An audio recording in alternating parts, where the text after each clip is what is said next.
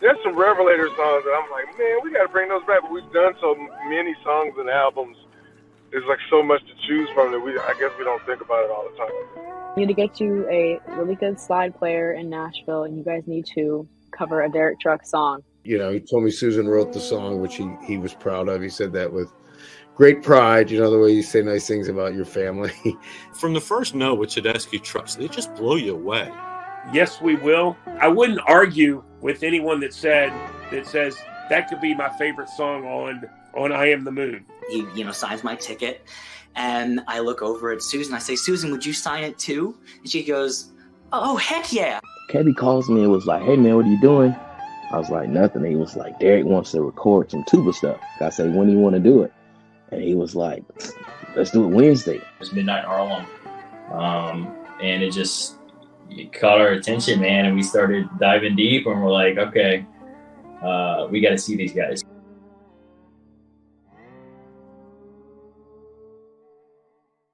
What's up?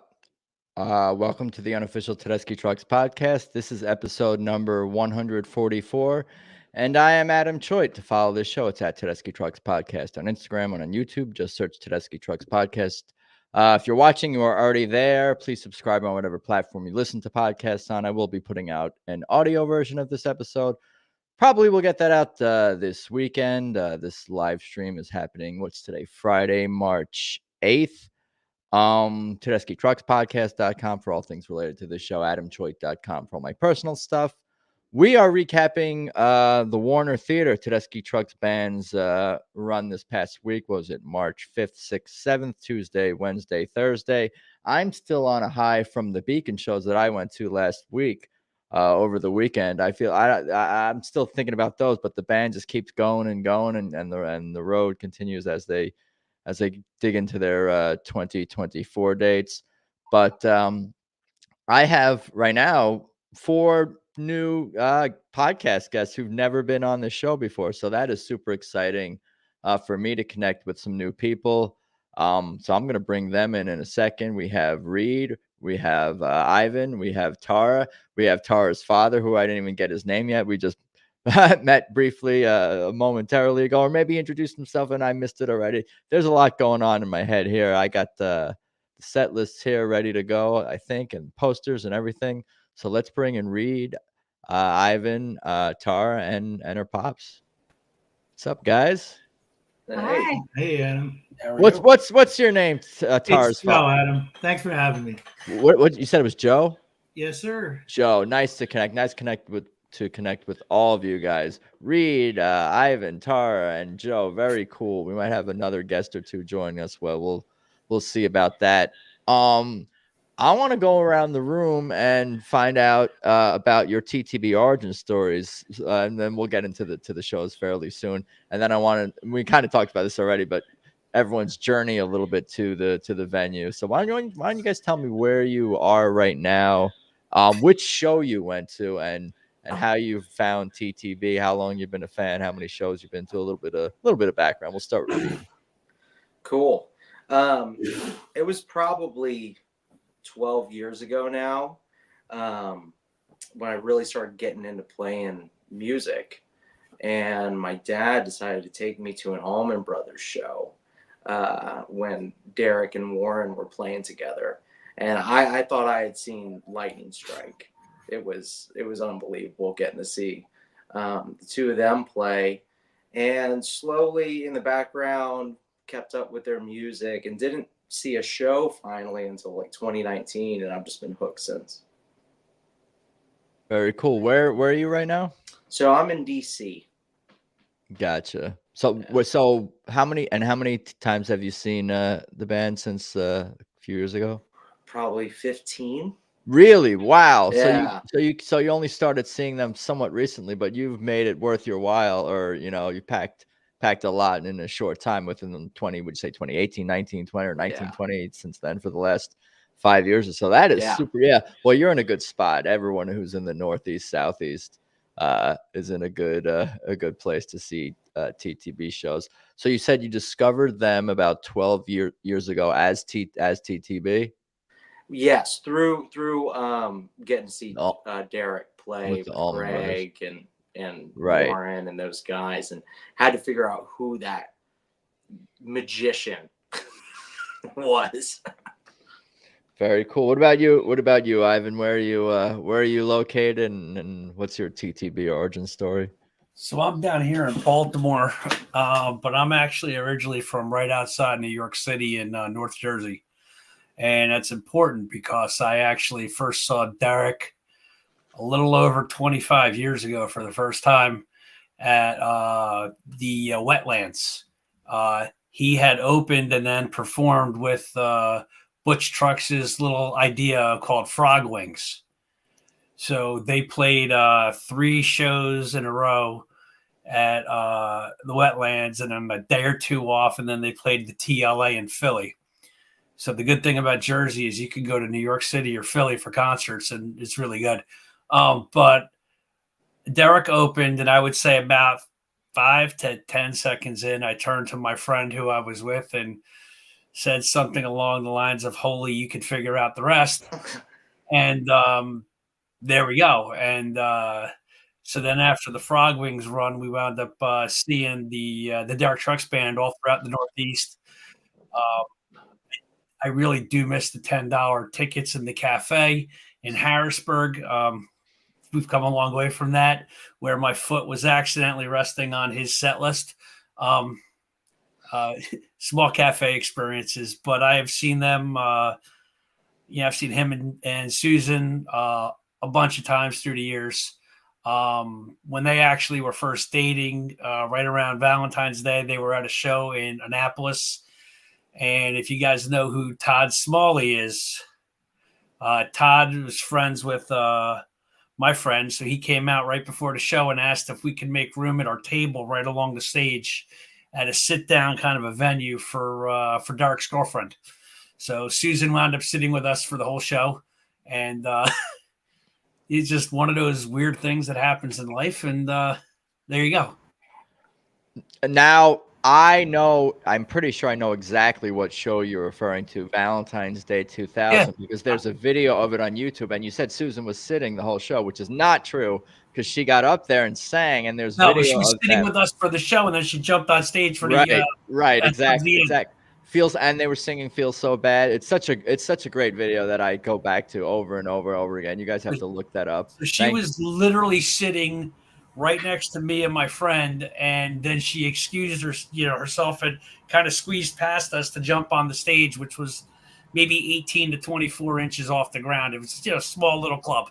That's so cool, and then to hear stories like that and little anecdotes about videos that I've watched 1,000 times just makes just being a fan of this band that much more meaningful for me. I'm curious if you have any like other bands or artists that you've kind of like sort of watched grow up in a lot of ways. Like, is there any other artists that you like that you have like that, not that kind of like you must have like a special relationship with Derek and Susan just as a fan? Yeah, them. I'm a huge Blues Traveler fan. I actually went to the Frog Wing shows because John Popper was fronting the lead singer for those shows, and I had heard about this Derek Trucks kid, never heard his performance. I just heard, mumblings. This guy's pretty good. And like I said, we were blown away. I also had the opportunity to watch almost the birth of Government Mule years ago when they opened up for Traveler back in, that was December 94. And I believe that became their live album from Roseland. Nice. So, what a history! I gotta have to have you back on at some, or all back on sometime individually, just to tell your individual. This means I'm old. No, but nevertheless, I'm not saying that's good or bad, and you didn't say it was either, I guess. Let's go to Tara and Joe, and why don't you guys tell me your TTB origin stories and let me know where you guys are at. Sure. I'm located in Virginia, from New Jersey, and that's where good old Pops lives. And we are longtime music lovers and concert buddies. And I hadn't heard of Tedeschi, and I'm a huge Allman Brothers Band fan. And he goes, "Hey, I know this band I think you'll like." And he goes, "I want you to listen to them and then tell me if you want to meet me in DC." which is almost halfway. And so in 2017 was my first TDB concert with my pops. And it has become an annual tradition that we meet halfway. It's a perfect place. And we were there Wednesday night, and it's just great to make these memories with him. Very cool. And what about you, Joe? How did you get into TTB, Derek, Susan, the band, all that? Wow. Yeah. I don't go quite as far back as Ivan did, the 25 years. That was a fantastic story, Ivan, by the way.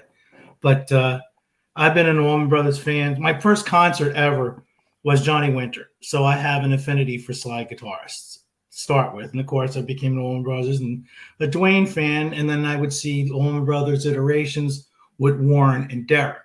So that's how I became familiar with Derek. And I guess it was probably around 2015 I found the Everybody's Talking album. And I was looking at the songs on them, and I recognized the covers, but I didn't know their originals. And man, when I heard the originals that were included on that album, Midnight in Harlem, and I think Bound for Glory might be on it too, but it was like, holy crow, what is this band, and who is Susan Tedeschi? And I've grown into this unabashed fanboy of I grew up with the renaissance of rock music, with you name them, right? The Who, Cream, Elton John, all those guys, and Tedeschi Trucks has gained, in my view, on a level with some of those classic bands, the gods of rock and roll from way back when. They have earned their place, and I've probably seen them about 10 times, give or take. And last night, Wednesday, we saw them, and the Tedeschi Truck concert's almost like a box of chocolates, right? They got a catalog of over 200 songs. You never know which chocolate you're going to get, right? But when they did The Blind Faith, Presence of the Lord, that was like, oh my God, my head almost exploded. It was just fantastic. I don't even know where to go. There's so many things to respond to. But absolutely magical. Yeah. Absolutely. It was, but I mean, yeah, it's like they're right up there with really the Stones and even the Beatles and all those other acts that you named, in terms of like how the music makes me feel, certainly, and the talent as well. It's like they're like, even when Susan sings, like they didn't do it on this run, maybe they'll bring it back soon, but like even when she does like whipping posts, like I really think that's the way they put that song together, even if it's just like a snippet or a section, like it's really haunting and powerful. And it conjures up those same feelings that I feel when listening to Greg sing the song and listening to the Allman Brothers do it. Like they have the ear, and they're students, and they've heard so much music, all the music that you've described, and they put into their own music, and then add their own spin on everything. Like they make everything better, as you guys know, with all the covers and everything. I'm gonna pull up some pictures from the venue and from the show and whatnot, and we'll start to dive into the music and whatnot. This one is from Wikipedia. It's a picture of the venue. Is this what it looks like? It's from a few years ago, just so we can kind of see where we are. It really is like in the downtown area. This is nearby, I suppose. Just so you know, the parking deck across the street from the Warner has an address of 1301 Pennsylvania. And as you know, the White House is 1600. So you can imagine how the congestion was last evening. Right, with the State of the Union and all that. I saw Gabe was actually taking some pictures, and he posted on his social media of the DC area. Interesting place, politics aside. Here's the that's the night 3 poster. Here's the night 2. We're gonna find it. Night 1 poster. Very cool. The Roses. What do you guys think of this one? Appropriate for DC? Yeah. The Warner always has great posters.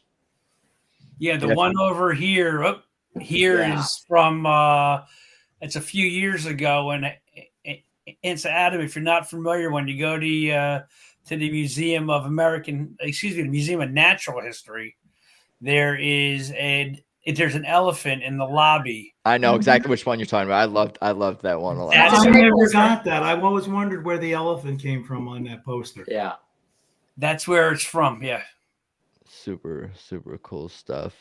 Yeah, I got some pictures of these are all the band's photos. Bradley Strickland, great one of Isaac there. We could dive into the music. How about that? Kind of know where you guys came from and all that, and got a little bit of the background. I'll read off the set list because people might be listening. Set 1, The Letter. Do I Look Worried? Ain't That Something? It's So Heavy. Keep On Smiling. Where Are My Friends? Yes, Who Will? Stand Back. Bound for Glory. And then into set 2, Looking for Answers. Why Does Love Got to Be So Sad? Let Me Get By. Gin House Blues. Anyhow. Wawa. Did they play Wawa? They did. They did. Wow. That's probably the first time in, I think, quite a while for that one. Hear My Dear, Made Up Mind, Gilded Splinters. And then the encore, Don't Think Twice and Show Me. There was no Alex. First of all, before I forget, I want to thank Alex Leary for recording nights 2 and 3, which I did hear live on MixLR as well. I'm so grateful and thankful for that. But I did not hear really any of the first night or see much. I'm not sure what has popped up on YouTube or been posted yet, but this is amazing. Like that is the right word for this set, for all the sets. Like the fact that they did not even repeat anything for all 3 nights, 5 sets total. That's incredible. And they brought out, I'm going to count them up probably maybe before the end of this podcast while I'm going to multitask, but so many that they did not play at the Beacon. We did not get The Letter. We didn't get It So Heavy. We didn't get, I don't think we got to Where Are My Friends, Stand Back, Looking for Answers, Gin House, Wawa. We didn't get Don't Think Twice, and I don't think we got a Show Me. It was scratched, I think. So, like, wow. Just wow. Maybe it's more than 200 songs, but I'm going to give you guys the floor to just talk about what jumps out at you. We could jump around. We don't have to go through every song, but it's all you guys. Well, Ivan, you were the only person there. You were the only one there, but nevertheless, we all know the songs and could react to things. So Wawa was ridiculous. However, there's a video, if you haven't seen it yet, of the very beginning of the song. Looks like there was a little false start, miscommunication. If looks could kill, Derek might have been 12 feet under. It looked like Susan was a little flustered for a moment. I don't know what they were supposed to do, but something didn't go according to plan, and looks like she was a little thrown off for a moment, and then had to switch guitars on the fly. Yeah, it happens. When I saw this right before night 2, I was crushed because last year's first Friday, I think, of the Warner run, they opened with The Letter and closed with Made Up Mind before the encore. And each time I thought the entire theater was going to implode. It was just, the energy was unbelievable. And to see so many heavy hitters on a Tuesday show, no less, I was really surprised to see that. But it also made me excited for the other 2 nights. But there's just, it's a star-studded cast, this entire set list. Yeah, it's hard to, like, this could have been a night 3, any of these, like, pick the songs out of a hat. It really is that way. Even when I heard, jumping ahead, like, what is it? How Blue Can You Get? I can't recall them closing too many shows with that. Maybe they have, but I'm like, I don't know if that's really a closer, but of course it is. And it's super powerful. And I knew it would be, like, 12 seconds into the song, even if it caught me somewhat off guard as what I knew was going to be the final song of the night. But yeah, no, this is a party. Stand Back, Show Me, like The Letter. The Letter probably really set the tone for the night. They came out on fire right out of the gate. I think I saw somebody had put down that they were looking forward to hearing it, and then they just came right out of the gate on fire with that song. Me and David Flam, recurring contributor to the podcast, we always often talk about how Do I Look Worried? Derek seems to especially love that in the 2 slot, which I don't know if I've seen there in a minute, but that's kind of like it's back in its home in a lot of ways. It's because it's like a mid-tempo song that can kind of follow anything. The letter's a little bit more upbeat, but the duet word still keeps energy going, and is really show-stopping in a lot of ways with some of those like those moments where with those Derek kind of like real isolated solos, or with the Susan with the howls. It's a classic quintessential TTB song. Absolutely. I find it interesting on like It's So Heavy when they like bring it down a little bit, but then they follow it up with Keep On Smiling. They like lift everybody right back up on the next song. Their set lists have kind of like ebbs and flows, peaks and valleys, and our journeys, but even within songs, there's kind of like ebbs and flows and peaks and valleys. There's such a narrative to everything that they do, and like that's a big part of why I love this band and why they're so much more than a jam band, you know, so to speak. It's like even when their instrumentals are taking the forefront, there's still a narrative, there's still a journey, there's still a method to the madness, even when it's improvised. I sometimes genuinely don't know when things are improvised versus planned. It just all seems so tight, at least in a lot of ways, to me. It's part of the magic, yeah. Right. Magic is the right word. This is the music is the real magic. Magicians, those are all they're all illusionists. That's right. They're not sawing anybody in half. They're not making anything disappear. There's no rabbits in hats. It's all sleights of hands and illusion. But the way music makes one feel, that's the real magic, my friend. The good magic. There's bad magic too, but that's a different kind of conversation. Yeah. Yeah, and despite all those bands I mentioned, and I said I'm an unabashed fanboy, none of those bands I mentioned, as great as they were, ever touched me spiritually the way that Tedeschi Trucks does. And that's what sets them apart for me from those other masters and everything. That just the way, and I hear this on a lot of their fans, they touch a lot of their fans that same way deep inside. 100%. I think other bands and other music do it for me, but not in the consistent way from moment to moment from every song, like in that regard. I think is it his guitar, and it's just with everything that follows suit. I don't know. It's the vocal quality to a lot of their music. We're talking about in the last podcast, like I was talking about how Derek's slide, how it's so has such an emotional like vocal quality when it's in the low, when it's on a low pitch, when he's hitting those low guttural notes, which kind of reminded us of the Mark Rivers vocal when he goes low and slides around vocally, and then he can gets real high and on the neck with the gravity type solos and whatnot, Derek, and that can kind of remind us of like Alicia's like her range kind of thing. So it's just something about this band and just like the whole band sings. They sing through their instruments and they sing together.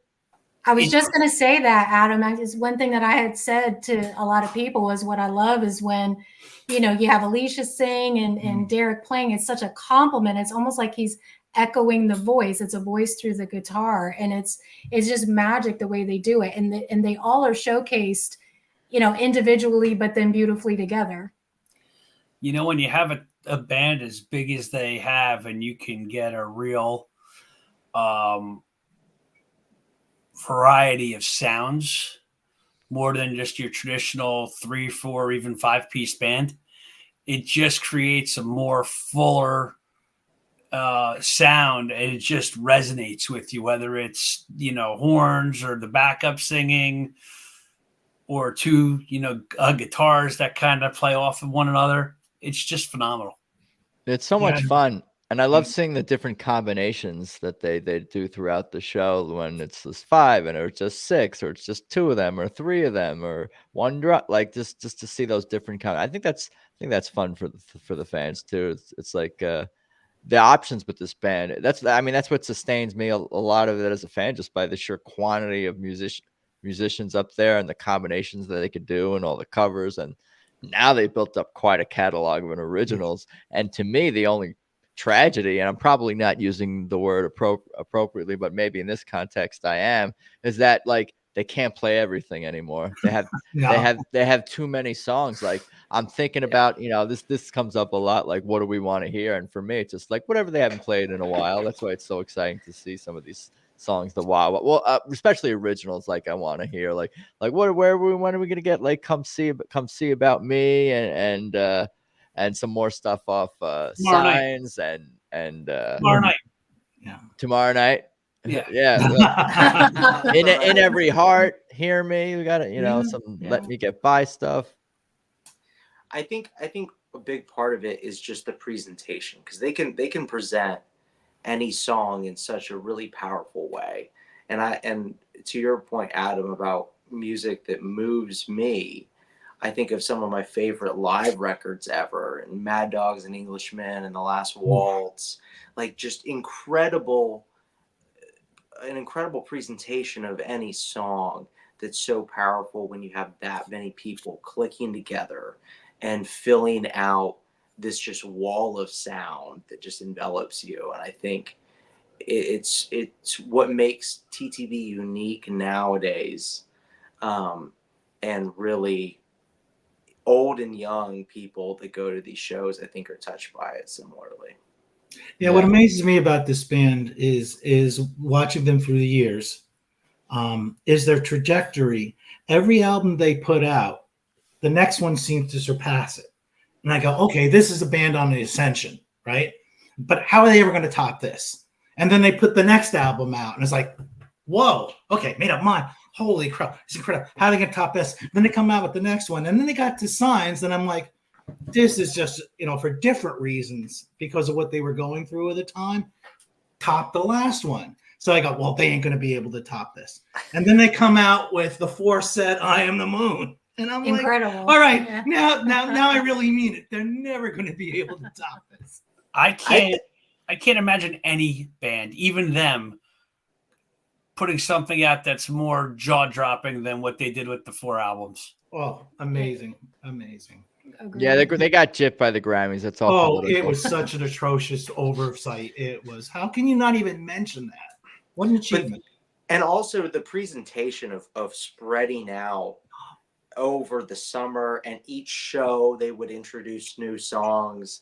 Like I remember that Red Rock show right after the 4th one dropped, and they're playing Gravity for the first time. And Derek Trucks is inventing new notes that don't exist. It's just this cacophony of sounds out of this guitar. And getting to see that over the summer was just so cool. I don't know how you top it, but I feel that way after every show. Where I go, right? That's just the best one ever. We called it the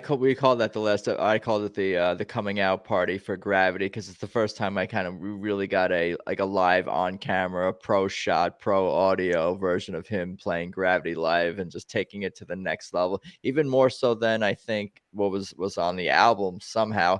And to follow up on what Joe was saying, like another way in which they top themselves. They not only top themselves from album to album, but also with a single song by what happens when they take it on the road, just like adding layers and layers and growing in the song with the song and rearranging things and keeping things fresh. Like I mean, as soon as we hear a song on the recording or the first few times they play it live, I'm instantly hooked. We love it, especially with the way they released I'm the Moon, where you already know the songs and people are singing them, even though they're new.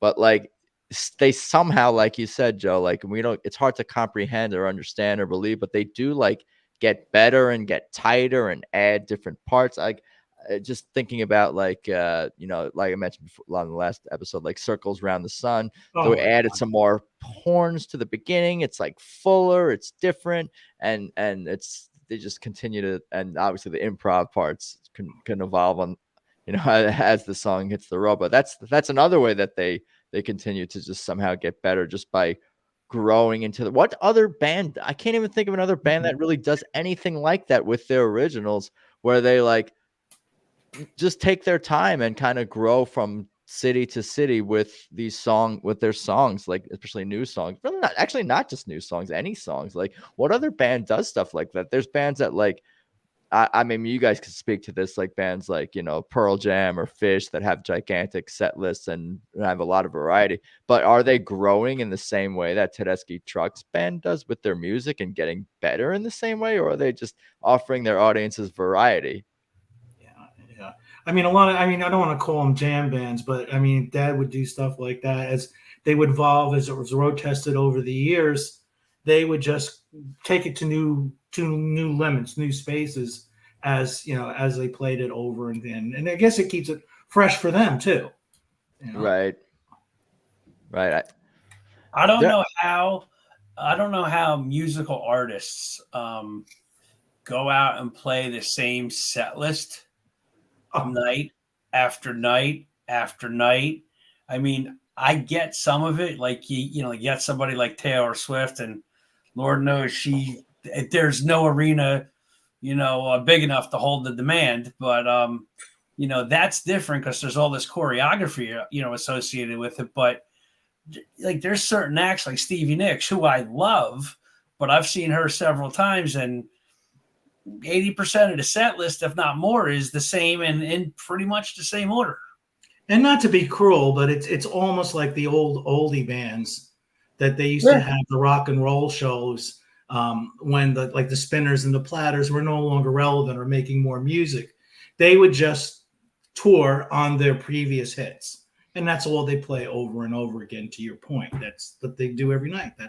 But Tedeschi Trucks, as we know, is generating new music and reinventing their old and doing new covers all the time. So, which we talk about night 2, and a cover that I was blown away with State Troopers. I know we'll probably get to that, but that was amazing, man. State Trooper was awesome. Now you look at this, they used to call it an evening with Tedeschi Trucks when they didn't have any openers. And I was always happy because for me, that meant 2 full sets of my favorite band. So good. I don't need anybody else. I'm the same way, my friend. But as you notice, I mean, Wednesday night, I guess it was the jam band's fans' night. I mean, they took some of these songs and you could hear the Allman Brothers in it. You could hear Derek's Indian influences on some of his solos. And like when they went into Circles, and you could hear them morphing into Had to Cry. And I was like, is that what I think it is? And you probably catch that when they start to transition, they'll play like a half a bar of what they're going to go into. And, some of you can name that tune in 3 notes and you say, is it really? Is it really? And then it is. So, and then of course, I thought they were going to go straight from Circles into Panaswan, but they put a juicy Oreo marshmallow fluff that Had to Cry in between. But it was a jam fans, like Keep On Growing and Keep On Growing. That had to last 14 minutes. It seemed to me, Key to the Highway.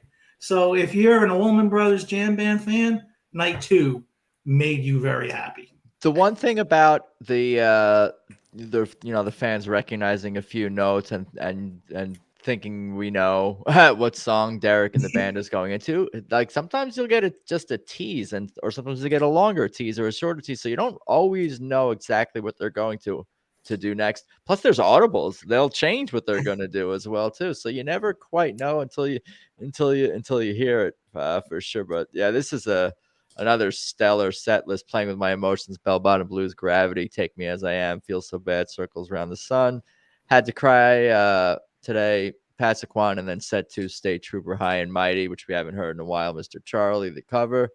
Learn How to Love, Keep On Growing, Key to the Highway, Part of Me, I Want More, Presence of the Lord, into Beck's Bolero, and then I Wish I Knew for the encore. Yeah, you can't complain. What is there to complain about? That second set might have been as good as any set I've seen them play in several years. Oh, it was amazing. Set 2 was amazing.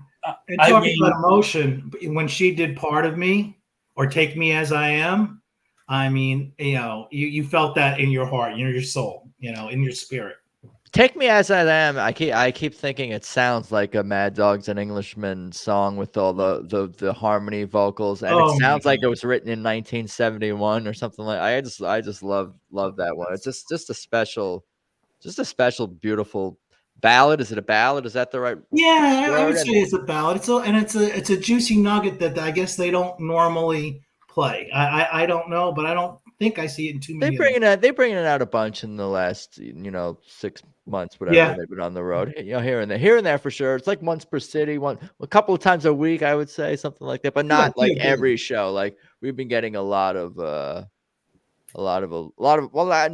this run, not a lot of things. We had, like I said, no repeats, but no, they definitely keep it fresh for sure. You're right, Adam. Those harmonies are sweet. They're just like, you can compare it to any of the harmonies in rock with Crosby, Stills and Nash or the Beach Boys or even some of their vocal harmonies. You take what they do with that song, it's just amazing.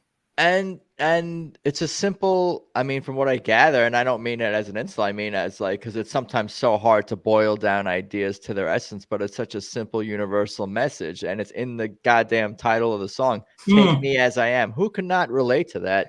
They're just such a they're such a positive, uplifting band, but I also am careful to describe them also as like a realist band in a lot of ways, and they cover a lot of range of emotions, obviously, in their music, and what makes we feel the range of emotions, but they're not like a Pollyannish band or anything like that. Sunshine and Roses, not by any means, not by even especially with like an album like Signs, which we touched on earlier. You know what they should do, just with the hamster in the wheel right now, or could do, I should say. I don't want to force my ideas on anyone, but like to do like some Signs songs and bring out like what they have the string quartet with on there, which Kofi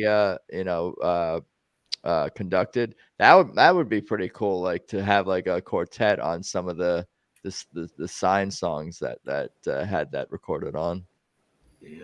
Who mentioned Mad Dogs in English? Was it you, Adam, or yeah, talking about Take Me As I Am, the harmony vocals especially.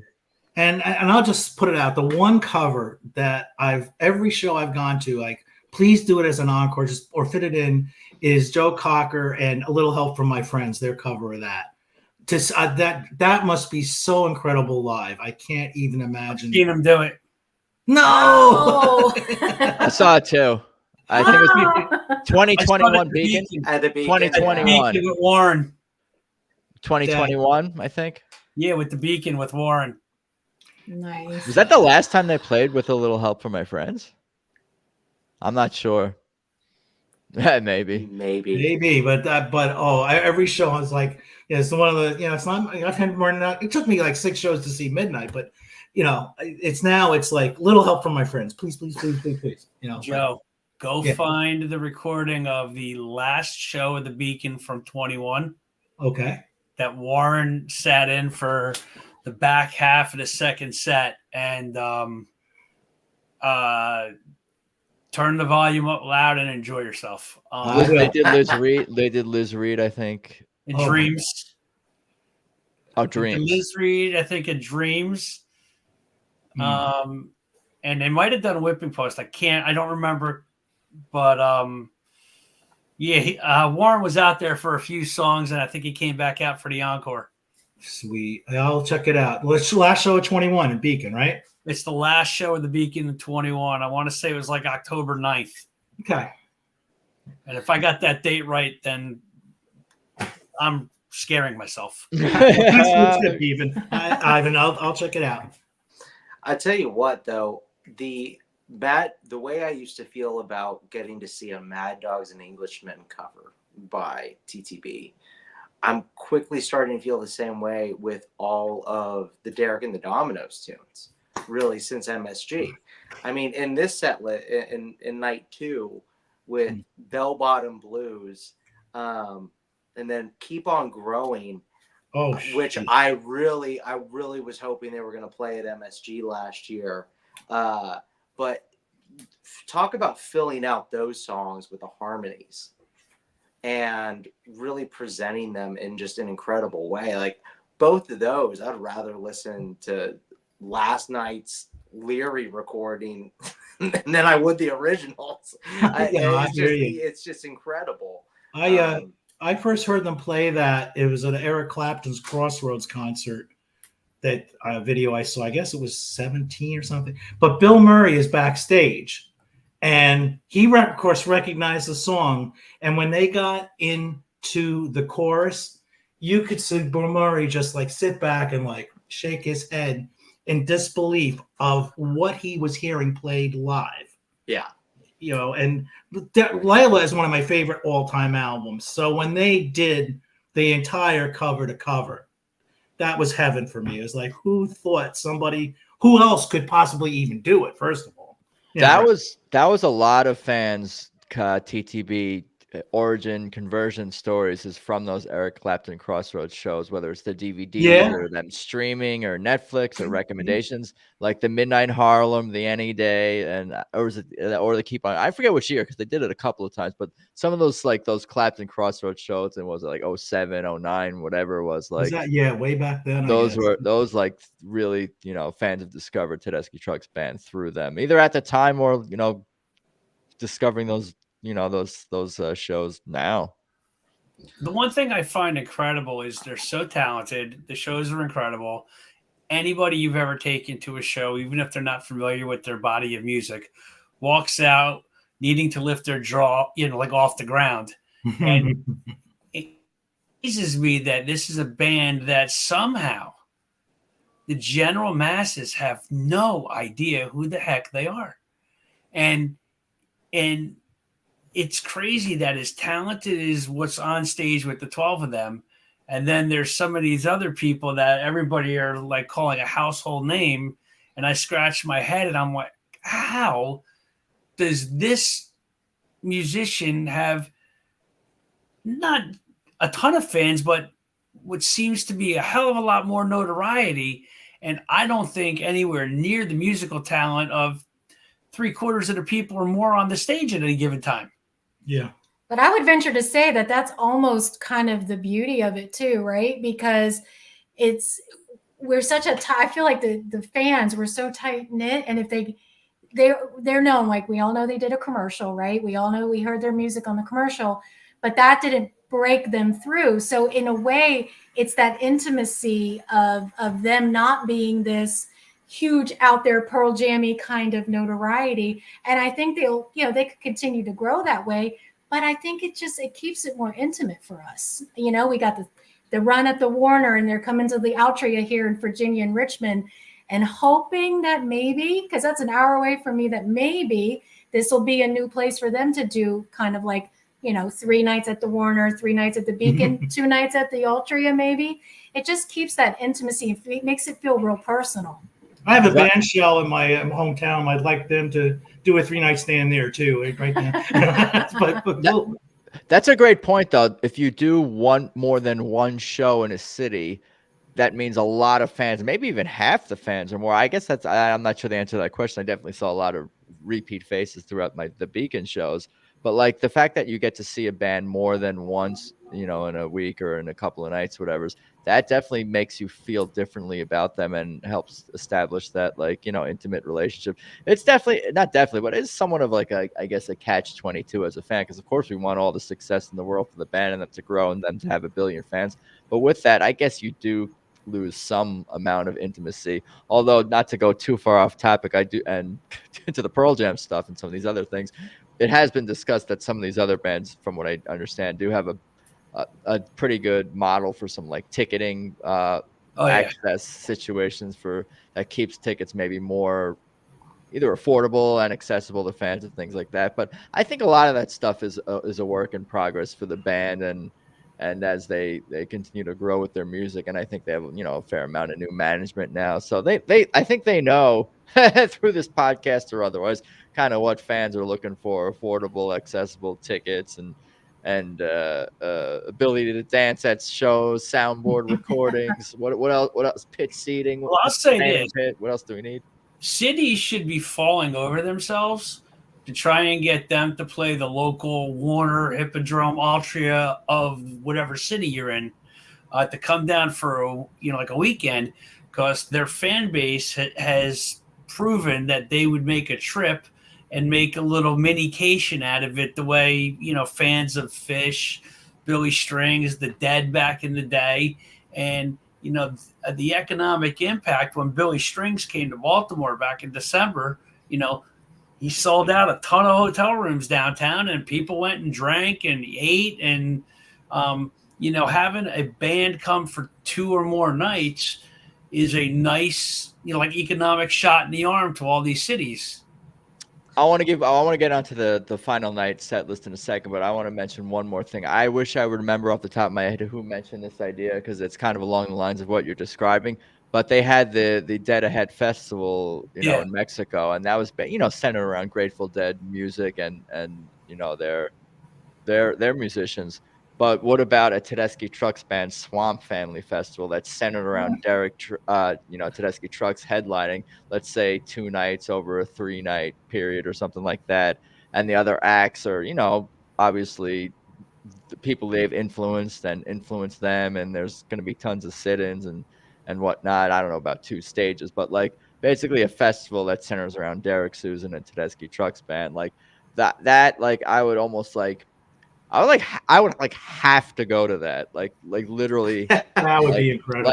For multiple reasons, I would almost have to go to that. Like, cause there's, they're doing, what are they doing? The surf and sand thing. I've seen a lot of ads for that and people asking me if I'm going to go to that. It's cool that people ask me if I'm going to this and that. Doesn't matter where the show's. Hey, you going to the Alaska show or what? No, I'm not going to, no one's asking me if I'm going to Australia. There was a guy from Alaska at the Wednesday night. He actually flew in from Alaska. We got a couple Montana people at the last podcast in New York. Like, it makes sense. Like you said, destination shows. Like I'll fly to Jacksonville if Derek and Susan are going to do a Swamp Family Fest. I'm naming it for them right now.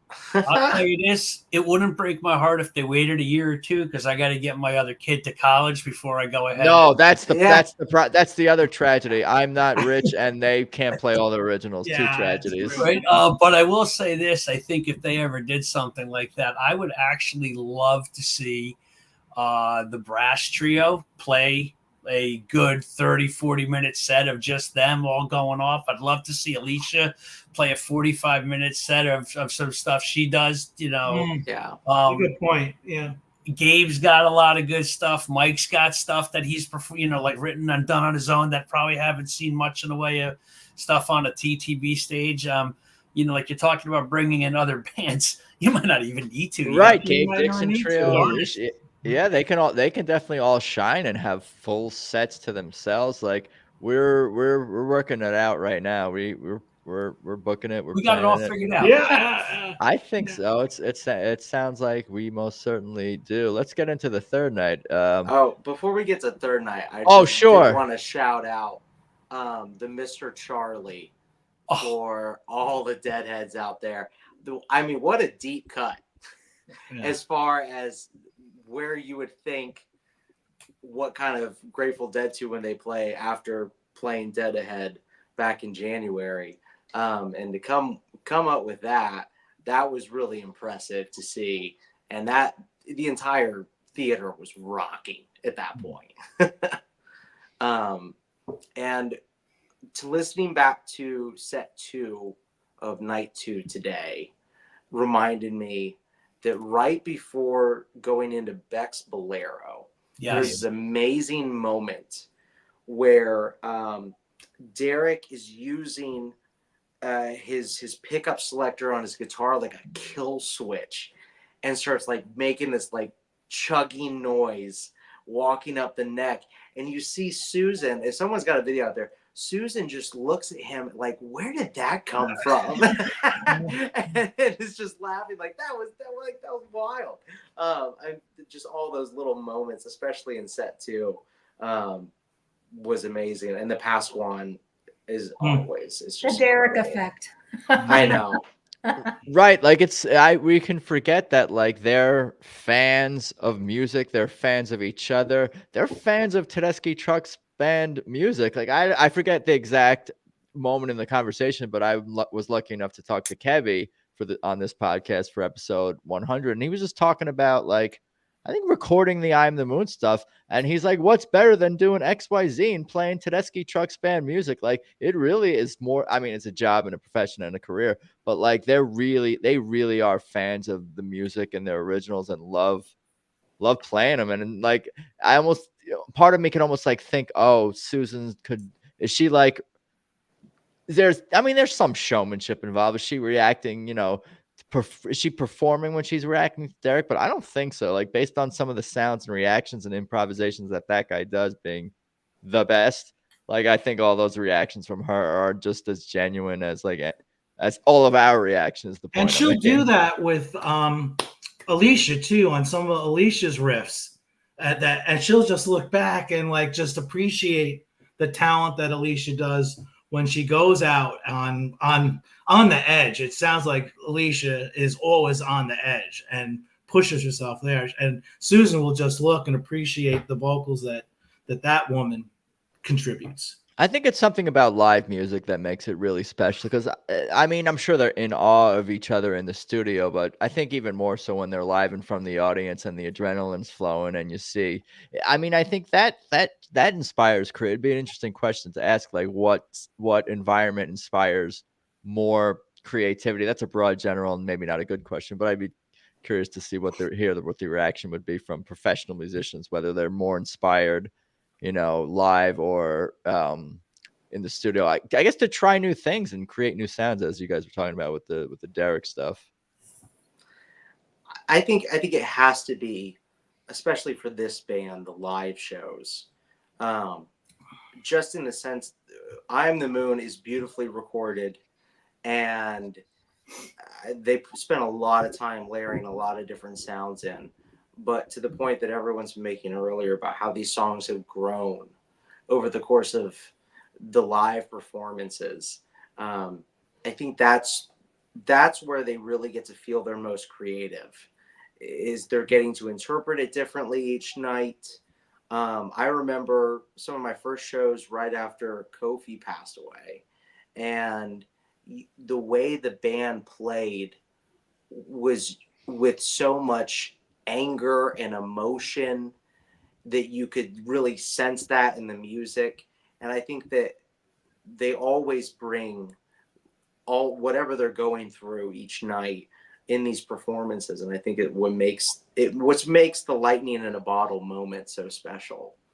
I feel like I need to go back and listen to some of those shows, like post. I mean, I did at the time and shortly thereafter, of course, because a bunch of them are on the archive.org. But I don't know. Part of me like doesn't like want to, is hesitant to. But I'm sure they're awesome. It's like I don't know. It's just too emotional. I think that's really what it is. Why I avoid them. Even once in a while, like I still will occasionally, but I haven't in a while, gone back to the videos around that time when they wore all black for like the next 3, 4, 5, 10 shows, whatever it was for a while. Like it was a tough time for the band, but they just keep on going. And it's like just the stick-to-itiveness of them is definitely a theme throughout their existence as a band, and it shines through in their music, of course, as well. Shall we get into night 3 here? Night 3. Absolutely. Just as strange, tell the truth, don't drift away, fallen, I'm the moon, idle win, it ain't fair, outside woman blues, midnight in Harlem, leaving trunk, just won't burn, blue sky, Liz Reed, with Dwayne Betts, who opened. We could talk about that a little bit too. And then the encore Soul Sweet song, and like I mentioned before, How Blue Can You Get? Yeah, I mean, did you guys want to mention anything about Dwayne Betts' set before we get into this one? If you guys. Dwayne was fantastic.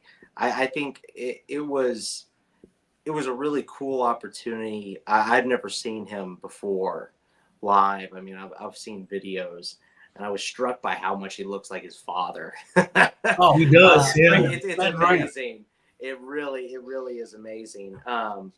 And I thought that they played a wonderful opening set with Green stepping in on the drums. I mean,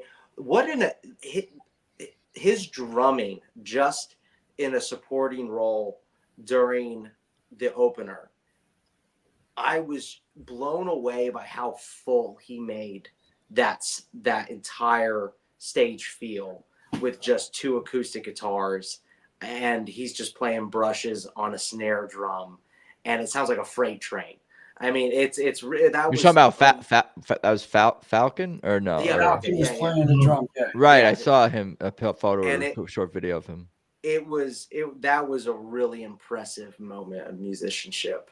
Watched him play during that opening. I think my only regret is there were so many people talking during the opening.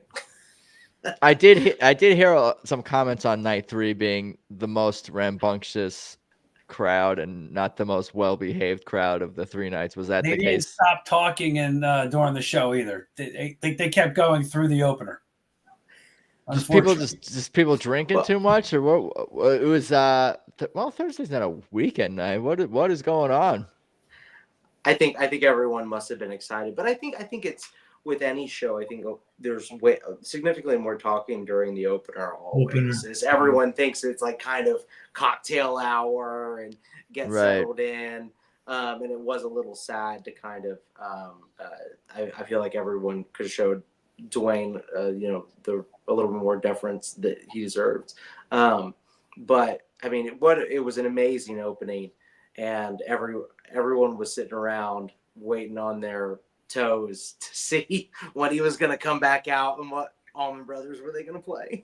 Right. Yeah. That's kind of where I was when I was listening to Alex Leary's live recordings. I'm like when I think Susan introduced him back to the stage. I'm all right. Here we go. What are we gonna hear? I think everybody knew it was going to be some mix of Blue Sky, Dreams, Elizabeth Reed, or Whipping Post. There was going to be 2 out of 4.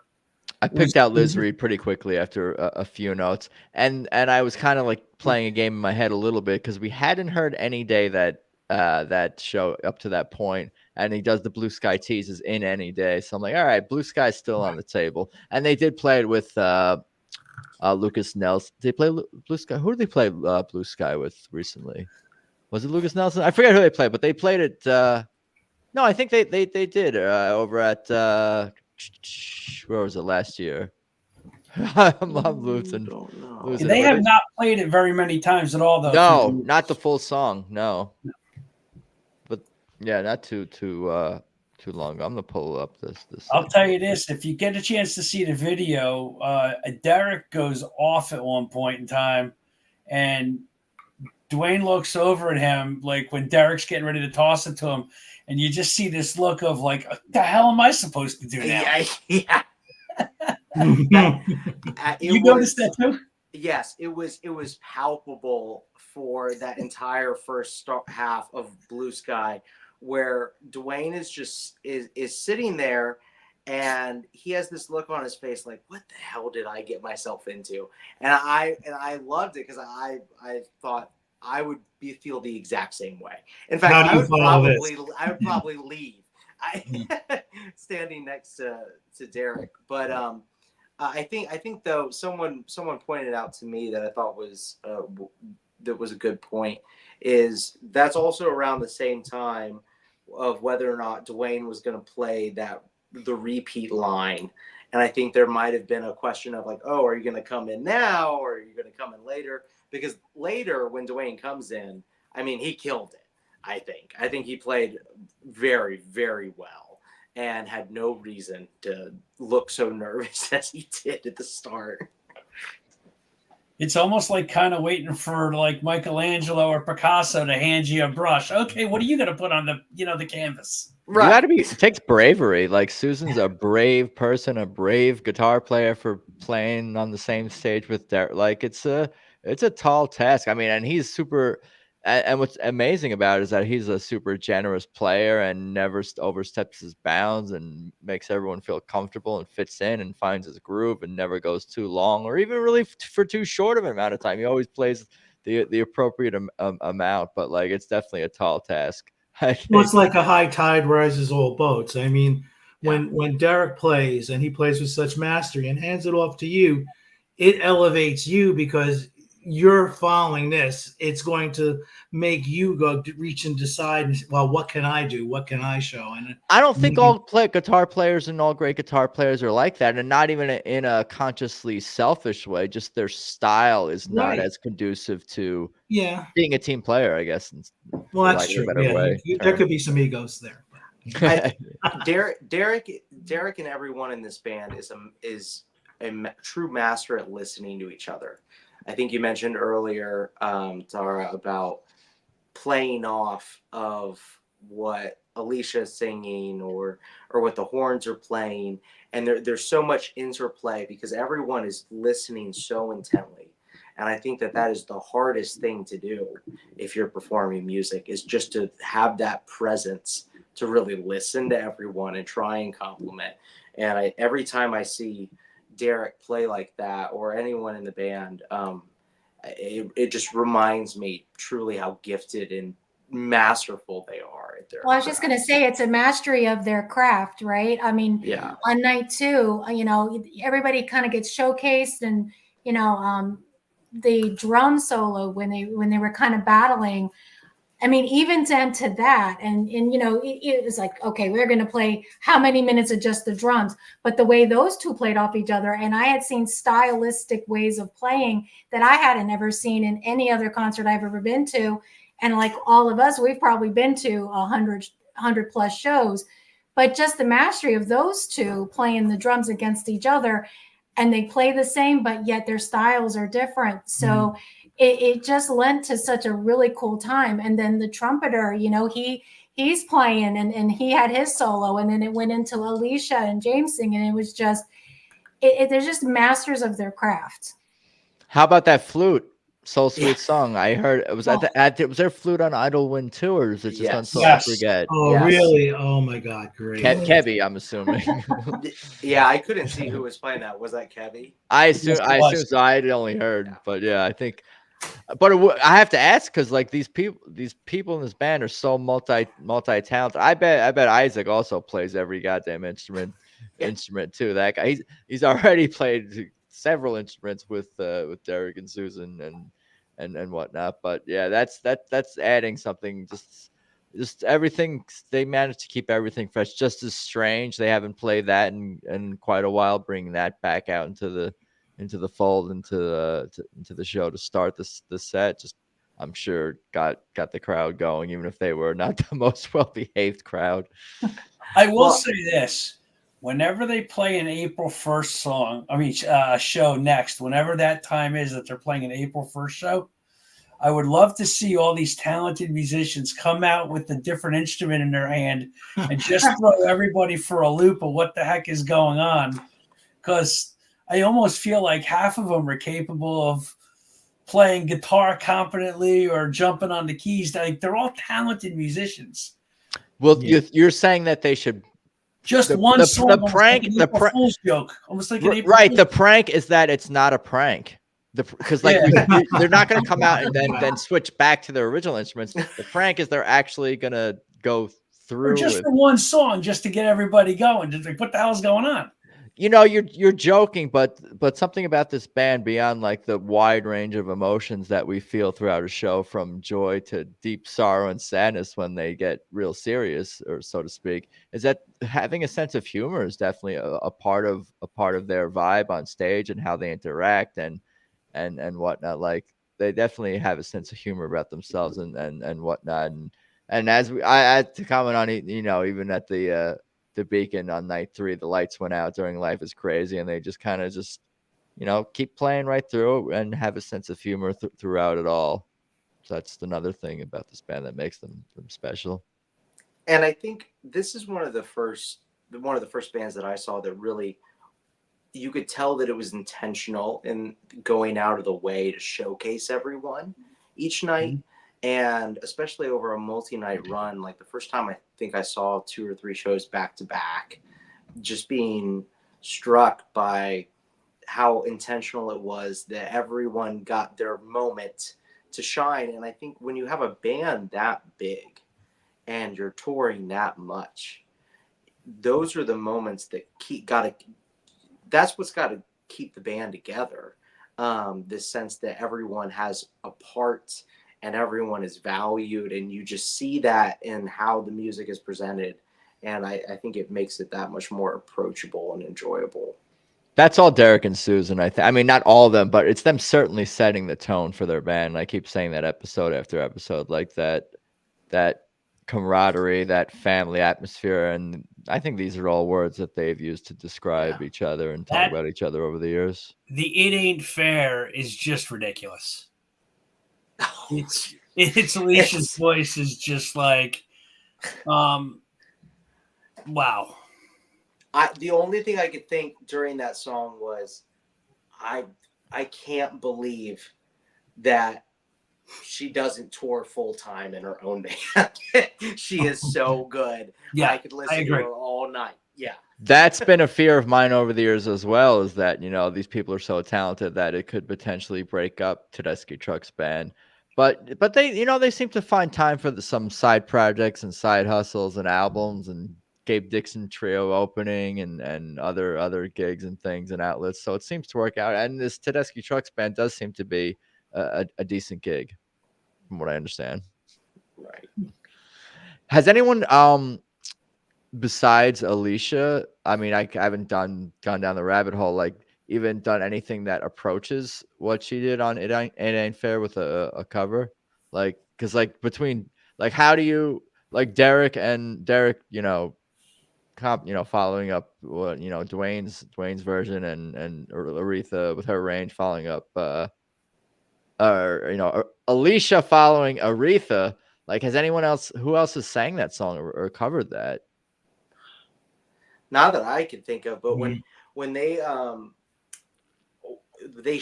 ought to consider covering the incredible Aretha Franklin and Dwayne Allman recording of The Wait. They did it at when was it? I think Pennsylvania. Where the hell was it? It was last year. Really? One of the Facebook groups has like a 40-second clip of it. I was trying so hard to find, because I think it was live streamed or on the audio somewhere, but I haven't been able to hunt down like a full start to finish recording of it. But it was as awesome as you imagine in your mind. Definitely had that upbeat, like real. Yeah. We definitely have to bring that back. Yeah. I'll try to hunt that down. Well, after night 2's tease of Jessica, in the middle of I can't remember what that was in the middle of. It was that was Keep On Growing. That was in the middle. I knew it was a Derek and Donald's, yeah. And they played harmony together, right? I haven't seen them do that much before, where Susan and Derek would do the Allman Brother harmony guitars like Decky and Warren would do. I was really hopeful that we were going to get a Jessica night 3 and get to see the three of them doing that same line that you're talking about. That would have been my guess. Yeah. Yeah. I'm seeing on ChatGPT one notable cover of It Ain't Fair is by The Roots featuring Bilal. That's all it says. Like, cool. Because it's such a it's hard to cover Aretha and Dwayne Allman. Like, it's hard to again. That's like kind of a brave thing to do. Is like the slide guitar. I wanted to ask something that I thought of like 45 minutes ago to Joe. Do you play slide guitar? I learned to play guitar by ear years ago when I was a young man in my late teens and early 20s, and I learned to play Dark Side of the Moon by ear because there was no internet to get tabs or chords, and did a bunch of I got Derek Nadomino sheet music with tabs and learned some of the lead, but not really. So some guitar, we'll say. Intermediate at best. I mean, I could ask, like, what is it about slide guitar that appeals to you? But we kind of covered all that. I feel like we know it's the vocal quality. It hits you in your gut. It hits you in your soul. It's emotional. It's just pulls you in, man. It pulls you in. Yeah, right. And I love Larkin Poe and Megan. She is the Allman Brothers' little sisters, right? But She on slide is amazing. Steve Howe, yes. Gilmore, when he does slide, they just do some amazing things. And There's a handful of them out there, certainly. Yeah. Yeah. But only one Derek Trucks. Yeah. Only one Johnny Winter. So that's true. That's true. I mean, what a concert Dwayne. to cut your teeth on is Johnny Winter and by the way, Cactus opened for them. So my little teenage brain almost exploded in the little Fox Theater in Hackensack, New Jersey, having Cactus and Johnny Winter and just introduce you to rock and roll concerts. Anything else about the night 3 you guys want to mention or talk about? And the lull, music. The lull in midnight, right before the big ending. I mean, that was an exceptional midnight. I thought last night. I found that to be really powerful, and that was an exceptional version. The current show is the best show. Yeah, that's right. The latest show is the best one. The latest show is the last one I saw. Last one I saw. That's funny. Me too. Getting to see Liz Reed though, that was I could not believe what I was witnessing in that moment. And I think especially with I could barely tell. It looked like Dwayne was playing his dad's guitar. It looked like like an old actual gold top, the Gibson from the 50s. And I was just struck in that moment of what a cool experience to get to see these two playing this song here. They're having so much fun. At the end, Derek, after the end of Liz Reed, takes his guitar off. He like kisses it and like goes to hand it off as they walk off the stage. And in this cool little moment where you could just see how happy and excited and pumped everyone was. I mean, the energy in there, it was truly unbelievable. And then to come back in with Sweet Soul Song to close out the night, I think it was, the emotions were all over the place, and the theater went from, it was like a tinderbox during Liz Reed of everyone losing their minds to Sweet Soul Song, everyone taking a moment to step back and the band just let loose a little bit. And How Blue You Can Get was a cool way to end it, although I would have liked a Space Captain. But maybe next show. Yeah, good stuff. Good stuff all around for sure. Here's a good one of Dwayne and Derek. So we had a chance to talk to Dwayne, like after his set, and then at the end of the night, my daughter was with me.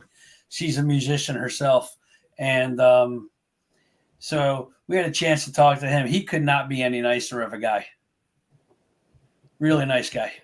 Yeah, it seems like, Derek and Susan, they're not only amazing people, but they surround themselves with people who tend to be pretty down to earth. It seems like for the most part. The only time I saw Dwayne Betts live was with he came out as a guest as well with North Mississippi All Stars at a show in LA. That was super fun. I think that was the only time I saw North Mississippi All Stars, but that is a fun show too. That is a nonstop energy. It has nonstop energy from start to finish. I definitely recommend seeing them too, for sure. I'm glad that you had that picture from Pasquan up. I thought the lights, especially on Wednesday night, were phenomenal. They were. And this entire run. And the whole time I kept thinking, I think this is how they spent their money from the garden parties, is on some new lights. Was it new? I don't know if it was new lights or different lights, or using they were different than last year's. I wasn't that fond of last year's. I think they may have played better on bigger stages, but I didn't particularly think their lights from last year were good for the smaller venues. But right, that tie-dye wash that they had. That was exceptional. I thought the lights both nights were on point. Yeah. No, I was gonna say it's been a work in progress. I think the lighting and I think as you guys are describing, it seems like they found like a real balance, whether it's bringing in new lights and taking the best of the old things, but it's working. It's When they had the chandelier kind of things come up and down, Yeah. it just kind of created a classy environment. I think you could see it actually in the previous picture, right there. Right. Very last waltz-esque. Yes, that's a really good. Yeah.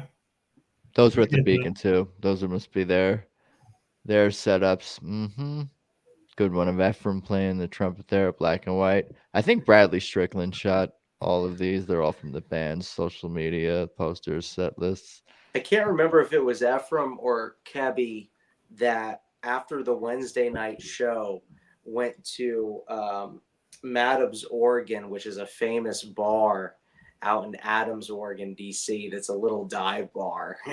Just showed up and started playing with all the local bands on Wednesday night.